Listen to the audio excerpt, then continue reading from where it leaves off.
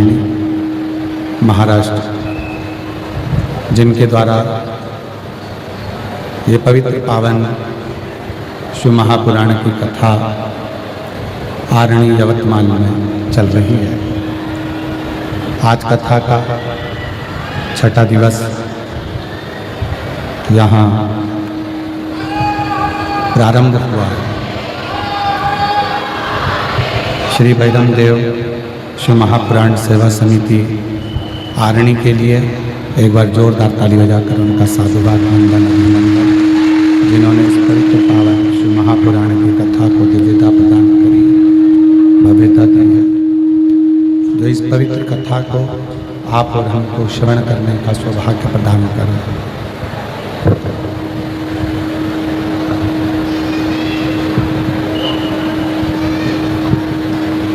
कल कथा में कहा था, डीले कम करके सद्दूर का प्रेशर खोल दो, अंदर का भी बाहर कर दो, कि शिव आपके दोष नहीं देखेंगे।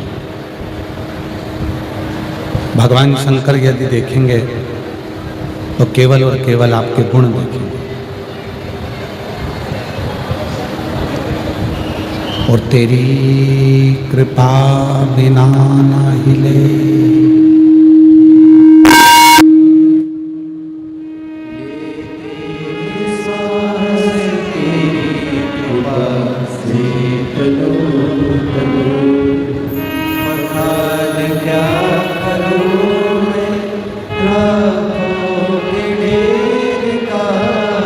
चपटी बहुत में खजाना गंगधार मुक्ति ओंकार तू भोले तू आयो शरण तिहारी शंभुता। शिव केवल और केवल देखते हैं तो गुण ही देखते हैं, वो आपके दोष नहीं देखेंगे। अगर देखेंगे तो केवल गुण देखेंगे। क्यों? संसार की रीति है, पूरे संसार में जिस व्यक्ति को आपसे जिस चीज की कामना है, ये पूरे बंद पड़े हुए हैं, कोई भी नहीं चल रहा। एक जनी आकर सुनो,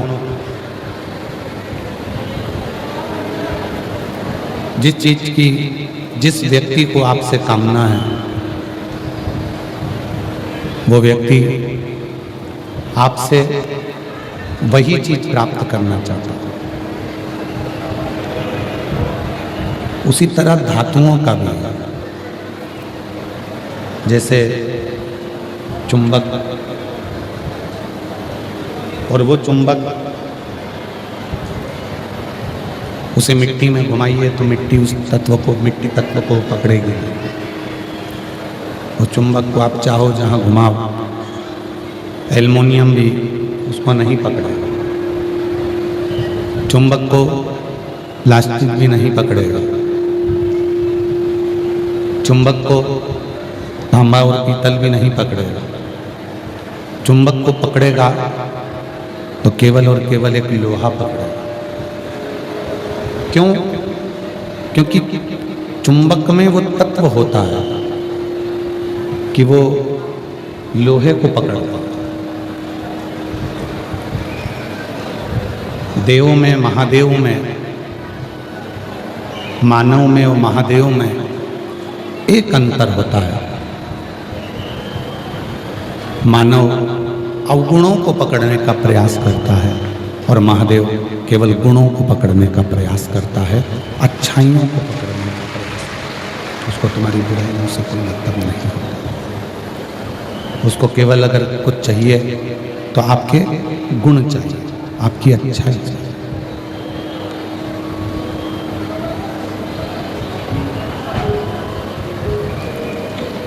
शिव कथा कहती है, भगवान शंकर का चरित्र कहता है, शिव महापुराण की कथा कहती है। इनको सुनो ना, आके बैठे हो, आवाज खोलो बाहर की भी, प्रेशर खोलिए। शिव महापुराण की कथा कहती है, भगवान शंकर का चरित्र कहता है, शिव तत्व कहता है, शिव महापुराण की कथा कहती है कि यदि मानव का शरीर मिला है, मानव की देह मिली है, तो उस देह को केवल व्यर्थ में गंवाना नहीं, उसको व्यर्थ में छोड़ना नहीं। बड़ी मुश्किल से ना जाने कितने तप, ना जाने कितनी साधना, ना जाने कितने व्रत, ना जाने कितनी उपासना, ना जाने कितना कितना तप, साधना, उपासना जीवन में करी होती है, तब जाकर यह मानव की देह प्राप्त होती है, ये मानव का शरीर प्राप्त होता है।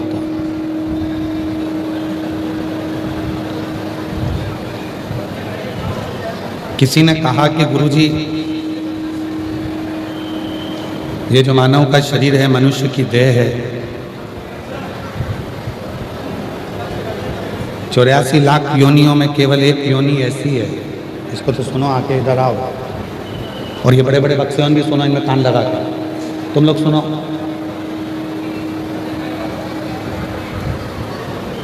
84 लाख जो मानव की अन्य योनियां जो प्रकट होती हैं, 83,99,999 जो योनियां हैं, और उन योनियों के बाद जो 84 लाख नंबर की योनि है मानव की, मनुष्य देह क्यों प्राप्त हुई, किस लिए मिली? आप और हमको ये योनि मानव की मिलने का कारण क्या है? तो कहा 83,99,999 जो योनियां हैं, उन योनियों में हम भजन नहीं कर पाते, उन योनियों में हम तप साधना नहीं कर पाते, उन योनियों में हम भगवान की अविरल भक्ति को प्राप्त नहीं कर पाते। इसलिए केवल एक योनि है, वो 84 लाखवें नंबर की है, मानव की योनि। ये ऐसी योनि है जिस योनि में हम भगवान का भजन कर कर, सत्संग कर कर, अच्छा कार्य कर कर, पुण्य कर कर, सत्कर्म कर कर हम स्वर्ग के द्वार पर जा सकते हैं, स्वर्ग तक पहुंच सकते हैं।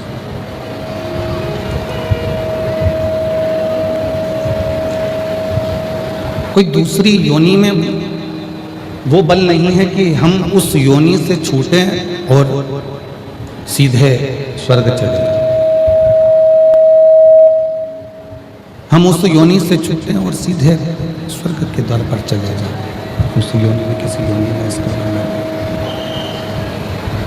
अगर है तो केवल एक योनि है, और वो है मानव की देह, मानव का शरीर, मनुष्य। क्यों मिला ये मानव का देह, किस लिए प्राप्त हुआ? केवल भोजन करो, सो जाओ, काम करो, थोड़ा सा धन कमाओ, परिवार में आराम से रहो और चले जाओ, केवल इतने से कार्य के लिए क्या मानव का देह मिला है? नहीं। शिव कहते हैं माँ जगत जननी पार्वती जी को कि हे जगदम्बा, हे जगत जननी, हे जगत धात्री, हे दुर्गा भवानी, हे माँ पार्वती, ये जो मानव का शरीर है, ये मानव की जो देह है, मानव का जो शरीर है, मानव की जो देह है, ये केवल परिवार में रहे, थोड़ा बहुत कमा लिया, भोग कर लिया, धन एकत्रित कर लिया, पूंजी एकत्रित कर ली, सुख भोग लिया, और संसार में सुख भोग कर फिर हम जो है स्वर्ग के पथ पर चले गए, ये उसके लिए नहीं, ये उसके लिए नहीं। शिव महापुराण की कथा कहती है, ये जो मानव का शरीर है, ये मानव की जो देह है, मानव का जो शरीर है, ये मिलने का कारण केवल एक है कि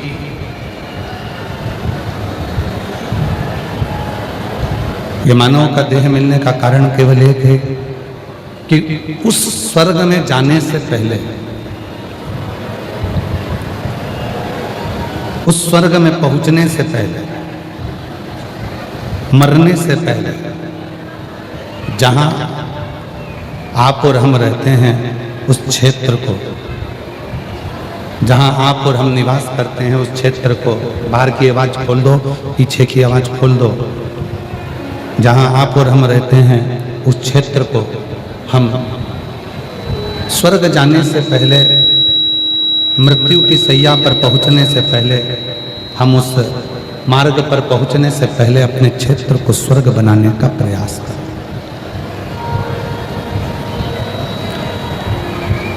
अपने क्षेत्र को हम श्रेष्ठ बनाने का प्रयास करें। और जब हम अपने क्षेत्र को अच्छा बना लेंगे, हम अपने क्षेत्र को श्रेष्ठ बना लेंगे, तो ये निश्चित है कि हम कोई भटक भी रहे होंगे तो भी हमें शिव का धाम प्राप्त हो ही जाएगा। कितने भी। और मैंने तेरे ही भरोसे बाबा, तेरे ही भरोसे हवा बिच उड़ती जावांगी बाबा, डोर हत्तो छड़ी नाम कटी जावांगी। भोले मैं तेरी पतंग, शंभू मैं तेरी पतंग, हवा बिच उड़ती जावांगी बाबा, डोर हत्तो छड़ी नाम कटी जावांगी। तो ये जो मानव का शरीर मिला है, ये जो मानव की देह मिली है, भटकने के लिए नहीं मिली। यहाँ काम हुआ वहाँ चले गए, वहाँ काम हुआ वहाँ चले गए, वहाँ काम हुआ वहाँ चले गए, और अंत में इस मानव देह को त्याग दिया और फिर संसार सागर छोड़कर चल दिए। इस मानव देह को प्राप्त करना और इस मानव देह को प्राप्त कर कर भगवत भजन करना, ये मिल गया। इस मानव देह को प्राप्त कर कर परमात्मा के मंत्र का जाप करना, ये एक कथा आती है।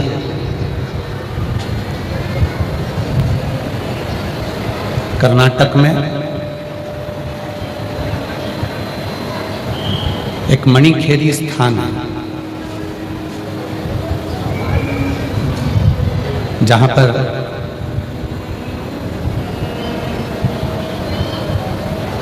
एक ब्राह्मण हुआ जिनका नाम था सुब्बा राय। जितने भी वीर शैव लिंगायत संप्रदाय के जो अनुयायी हैं, जिनके गले में शिवलिंग हमेशा चांदी की एक छोटी सी डिब्बी में उनके गले में रहता है,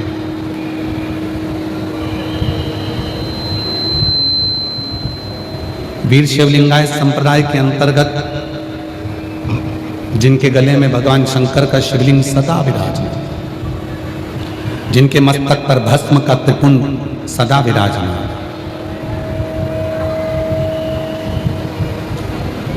वो वीर शैव लिंगायत संप्रदाय के सद्गुरु संत एक पथ बताते हैं कि यदि हमको शिव की भक्ति को प्राप्त करना, वीर शैव लिंगायत संप्रदाय में उनके गुरु एक मार्ग बताते हैं कि यदि हमें शंकर की अविरल भक्ति को प्राप्त करना है, तो शिव के जो भक्त होते हैं, भगवान शंकर के जो दृढ़ विश्वास रखने वाले भक्त होते हैं, उनकी भक्ति को श्रवण करना चाहिए।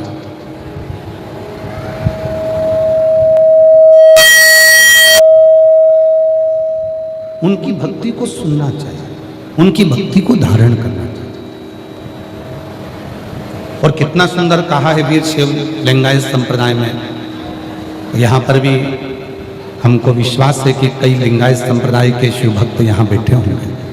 वीर शैव लिंगायत संप्रदाय के बैठे हैं क्या? हाथ उठाओ जरा, कितने लोग बैठे हैं? अच्छा, बहुत सारे बैठे हैं, रखो रखो, प्रणाम आपको, प्रणाम। आपके गले में जो शिवलिंग विराजमान है उसको हमारी ओर से दंडवत प्रणाम है, दंडवत। एक भक्ति, एक विश्वास, एक दृढ़ता। कर्नाटक में मणिखेरी नाम का एक स्थान है जहां पर एक भगवान शिव का ओंकारेश्वर का मंदिर है, मणिखेरी।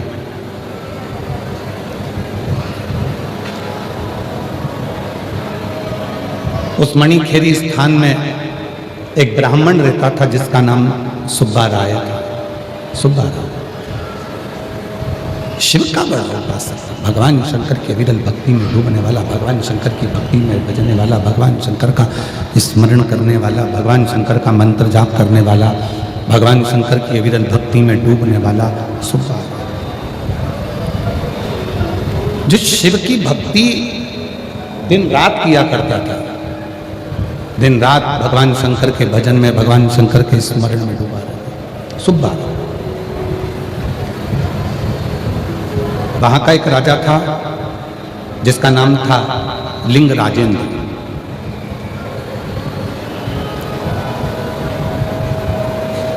वहां का एक राजा है लिंग राजेंद्र। सुब्बा राय जब फ्री हो जाता भगवान शंकर की अविरल भक्ति में डूब जाता। लिंग राजेंद्र राजा ने एक मंदिर बनवाया था भगवान शंकर का, पर उस मंदिर का समय था, इतनी बजे मंदिर में जाना है, इतनी बजे मंदिर का दरवाजा बंद हो जाएगा, इतनी बजे मंदिर का पट बंद हो जाएगा, इतनी बजे मंदिर चालू हो जाएगा, इतनी बजे मंदिर में आरती होगी, इतनी बजे मंदिर में राजभोग लगेगा, इतनी बजे मंदिर में शयन की आरती होगी, इतनी बजे मंदिर में यह कार्य होगा।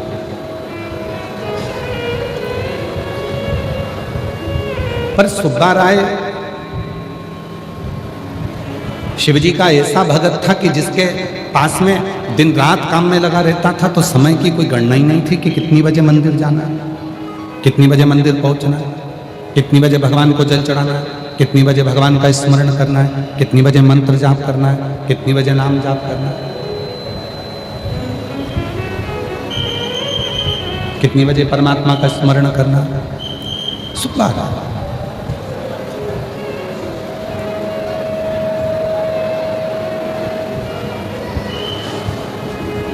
सीधा था, भोला था, कोई काम बता देता था, वहां चले जाता था, काम करता, मंदिर पहुंचता। अब लिंग राजेंद्र ने जो मंदिर बनाया था, लिंग राजेंद्र ने जो मंदिर का निर्माण करा था, उसमें समय की सारणी थी। आपके यहां भी जितने मंदिर होंगे, यवतमाल में जितने मंदिर होंगे, यवतमाल के आसपास में जितने मंदिर होंगे, सबकी समय सारणी होगी। इतनी बजे सुबह 6 बजे काकड़ आरती होगी, इतनी बजे मंगला आरती होगी, इतने बजे श्रृंगार आरती होगी, इतने बजे भगवान का भोग लगेगा, इतनी बजे शयन की आरती होगी, इतनी बजे संध्या आरती होगी, इतनी बजे भगवान का पट बंद हो जाएगा। कोई भगवान शंकर के भक्त ऐसे होते हैं जिनके पास में समय नहीं मिल पाता, तो हो सकता है कि वो सुबह जिस समय मंदिर खुला हो उस समय पर ना जा पाए।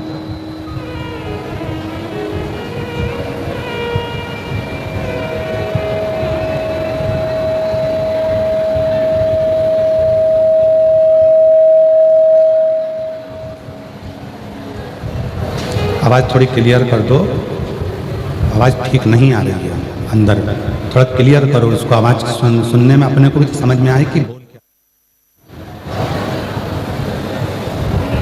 सुब्बा राय का समय जो था वो निश्चित नहीं था।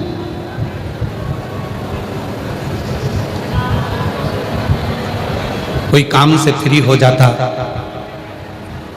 तो मंदिर जाता। अब जब वो फ्री नहीं हो पा रहा तो मंदिर जाने का समय निश्चित नहीं। आप लोगों में से कई माताएं ऐसी हैं, आप लोगों में से कई मेरी जीजियां, कई मेरे जीजा, कई मेरी बेटियां, कई मेरे बेटा, कई मेरे बुजुर्ग माता पिता ऐसे हैं। शंभु शंभु शंभु शंभु शंभु। कई मेरे बेटियां, कई मेरे बेटा ऐसे हैं कि दिन रात किसी ना किसी कार्य में जुड़े रहते हैं, तो उनका समय निश्चित नहीं हो पाता। वो निश्चित समय पे मंदिर नहीं पहुंच पाते, वो निश्चित समय पर भगवान को जल नहीं चढ़ा पाता। और कई लोगों का प्रश्न रहता है, क्यों गुरुजी, अगर हमको सुबह समय नहीं मिले तो क्या हम दोपहर में जाके भगवान को जल चढ़ा सकते हैं? क्यों नहीं? गुरुजी, अगर हमको दोपहर में समय ना मिले तो क्या हम प्रदोष काल में जाकर भगवान की पूजन कर सकते हैं? क्यों नहीं? 33 कोटि देवता में 33 कोटि देवता में केवल एक देव अधिदेव महादेव ऐसे हैं जिनके पास जाने का कोई समय नहीं है। जब तुम्हारी मर्जी पड़े तब शिव की आराधना, साधना, भजन, कीर्तन, स्मरण कर सकते। 33 कोटि देवता में केवल एक देव अधिदेव महादेव ऐसे हैं कि जब तुम्हारा मन पड़ जाए तब तुम शिव की साधना में लग जाओ, तब तुम शिव का भजन करने में लग।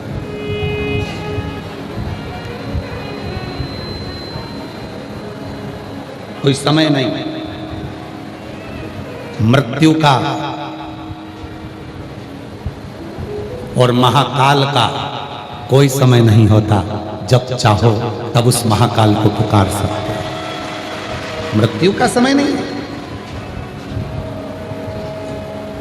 किसी ने सुना कि मौत आई तो पूछ के आई, क्यों सुबह आऊं 9 बजे कि 10 बजे आऊं?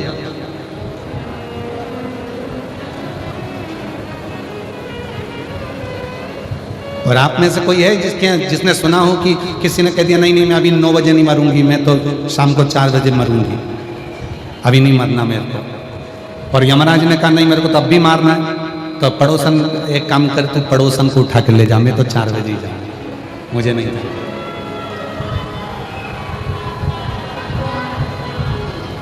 है कोई ऐसा जिसने मौत को कह दिया हो कि नहीं मैं अभी 4 बजे जाऊंगी, मैं 8 बजे जाऊंगी, मैं 12 बजे जाऊंगी, मैं 10 बजे जाऊंगी? किसी ने मौत को नहीं कहा। मौत और महाकाल, इन दोनों का कोई समय नहीं है। जब तुम दुखी हो, जब तुम तकलीफ में हो, जब तुम कष्ट में हो, जब तुम परेशानी में हो, तब तुम उस महाकाल को याद करना प्रारंभ कर दो, वो तुम्हारे दुख मिटाना प्रारंभ